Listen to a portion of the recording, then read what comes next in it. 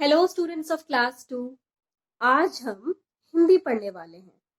तो सभी अपनी नवीन पल्लव पुस्तक निकाल लीजिए और पेज नंबर 32 निकाल लीजिए। आज हम पाठ 5 पुस्तक प्यारी कविता पढ़ने वाले हैं।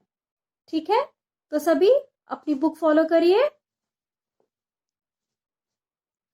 पुस्तक मुझको सबसे प्यारी, सब चीजों से है ये न्यारी। इसमें तो मैं नई पुरानी पढ़ लेता हूँ सभी कहानी। कविताएं रोचक होती हैं, रस की पिचकारी होती है। संतों की जीवन गाथाएं, वीरों की अनमोल कथाएं। जल की थल की बात बताती, सारे जग की सैर कराती। ज्ञान और विज्ञान इसी में, जब तक पूजा ध्यान इसी में। इसे पढ़ूं आगे बढ़ जाऊं, जग में ऊंचा नाम कमाऊं। विद्या माता आहा निराली, इसका कोश न होता खाली। तो बच्चों, ये जो कविता है, ये कविता लिखी है डॉक्टर सरोजिनी कुलश्रेष्ठ जी ने। अगर ये किसी पुरुष ने लिखी होती कविता तो उसको कवि कहते हैं। ठीक है, क्योंकि ये एक महिला ने लिखी है तो उसको हम लोग कवित्री कहेंगे। क्या कहेंगे? कवित्री। तो इस कविता को कवित्री डॉक्टर सरोजिनी कुलश्रेष्ठ जी ने लिखी है। ठीक है, तो बच्चों यहाँ पर कुछ कठिन शब्दार्थ दिए हुए हैं। देखो, ये आपको अच्छे से याद करनी है। कविता अच्छे से याद करेंगे कवित्री के नाम के साथ। ठीक है, कोई भी स्पेलिंग मिस्टेक नहीं करेंगे आप, और ये शब्दार्थ भी अच्छे से याद करेंगे। आइए अभी मैं आपको इस कविता का अर्थ समझाती हूँ। शब्दार्थ देखो बच्चों। न्यारी, न्यारी मतलब अनोखी, यूनिक। रोचक, मनोरंजक। गाथाएं, स्तुति, कहानियां। अनमोल, जिसका मूल्य ना आका जा सके। थल मतलब भूमि। जग, संसार। कोश, खजाना। तो आओ बच्चों इसका अर्थ देख लेते हैं। इसमें कवित्री कहती हैं कि पढ़ाई लिखाई उनको बहुत ही पसंद है। उनको पढ़ना लिखना बहुत ही अच्छा लगता है, क्योंकि पढ़ने लिखने से हमारा ज्ञान अर्जन होता है। हमें बहुत कुछ जानकारी मिलती है, कई नई बातें भी जानने को मिलती है और बहुत सारी पुरानी बातें जानने को भी मिलती हैं। कविताएं, विभिन्न तरह की कविताएं जानने को मिलती है। कविताएं पढ़ते हम लोग कहानियां पढ़ सकते हैं। जो वीर योद्धा हैं उनके बारे में जान सकते हैं, संतों के बारे में जान सकते हैं, गुरुओं के बारे में जान सकते हैं, पानी के बारे में, धरती के बारे में, पूरे जहान जग के बारे में हम जानकारी हमें मिल सकती है। ये जो पढ़ाई लिखाई है हमें पूजना चाहिए। हम इसको पूजते हैं। क्यों पूजते हैं?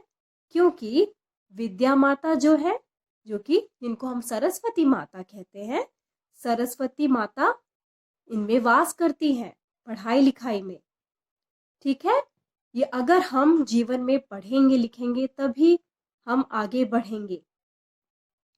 ठीक है, हमेशा पढ़ाई लिखाई करो, एक अच्छा इंसान बनो, तरक्की करो, जीवन में आगे बढ़ो, मम्मी पापा का नाम रोशन करो। ठीक है, तो बच्चों ये कविता हमने पढ़ ली, इस कविता का अर्थ भी पढ़ लिया हमने। अभी हम इसका अभ्यास देखेंगे, प्रश्न उत्तर करेंगे, फिर व्याकरण बोध करेंगे। ठीक है, तो आइए बच्चों देख लो थोड़ा। प्रश्न उत्तर देखो। कविताएं कैसी होती हैं? उत्तर है कविताएं रोचक होती हैं। आप मनोरंजक भी लिख सकते हैं। कविताएं रोचक या मनोरंजक होती हैं। प्रश्न 2, पुस्तक कहाँ कहाँ की बात बताती है? पुस्तक जल और थल की बात बताती है। जग में कैसे ऊंचा नाम कमाया जा सकता है? पढ़ लिख कर, जीवन में आगे बढ़कर जग में ऊंचा नाम कमाया जा सकता है। विद्या माता का कोश कैसा होता है? विद्या माता का कोश निराला होता है। अभी दूसरा पेज देखो। ख, दिए गए शब्दों में से विशेषता बताने वाले मतलब कि विशेषण शब्द छांट कर लिखिए। विशेषण को इंग्लिश में एडजेक्टिव कहते हैं, मतलब किसी के बारे में बताना, गुण दोष कि वो कैसा है, अच्छा है, बुरा है, कैसा है वो बताना। देखो इनमें से शब्द दिए हुए हैं, देखो उनमें सबको छांट कर लिखना है। पुस्तक, नई, कहानी, पुरानी, पिचकारी, अनमोल, ऊंचा और कोश। तो देखो बच्चों, इसमें क्या होगा? नई, पुरानी, अनमोल और ऊंचा। ठीक है, ये जो 4 शब्द हैं ये विशेषता बताते हैं। ठीक है, अभी ग देखो, मिलान कीजिए। पहला वाला किया हुआ है कविताएं, कविताएं रस की पिचकारी।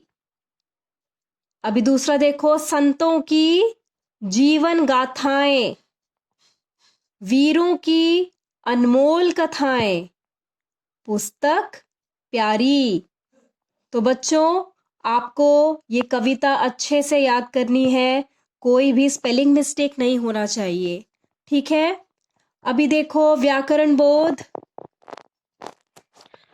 क्या लिखा है यहाँ पर? क, समझिए और लिखिए। पहला वाला किया हुआ है प्यारी, न्यार। देखो प्यारी, प्यारी का होगा प्यारा, मतलब ई की मात्रा है, आपको आ की मात्रा में लिखना है। ठीक है, दूसरा देखो न्यारी, न्यारा, पुरानी, पुराना, निराली, निराला, अनोखी, अनोखा। ठीक है, अभी ख देखो, उल्टे अर्थ वाले शब्द लिखिए, मतलब ऑपोजिट, विपरीत। ठीक है, क्या बोलते हैं इसको? ऑपोजिट या विपरीत। नई, पुरानी, ऊंचा, नीचा, वीर, कायर, खाली, भरा, जल, थल। अभी ग देखो, दिए गए शब्दों के आगे शुद्ध या अशुद्ध लिखिए, मतलब ये जो स्पेलिंग दिए हुए हैं, ठीक है, जो शब्द दिए हुए हैं, अगर ये गलत है तो उसके आगे अशुद्ध लिखना है, अगर सही है तो शुद्ध लिखना है। पहला वाला देखो पुस्तक, ये सही है इसलिए हम लोग शुद्ध लिखेंगे। दूसरा देखो विज्ञान, विज्ञान का गलत लिखा हुआ है यहाँ पर, तो हम लोग यहाँ पे पास में लिखेंगे अशुद्ध।